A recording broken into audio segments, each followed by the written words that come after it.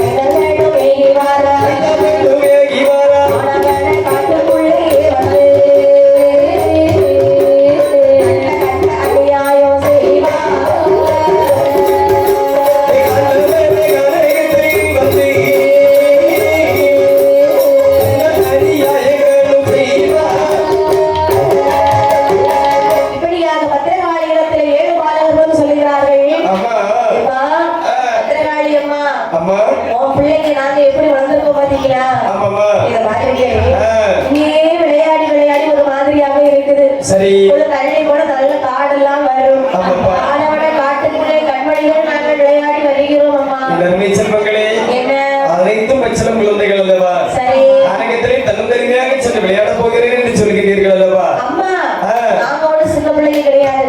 எனக்கு 7 வயசு ஆகுது.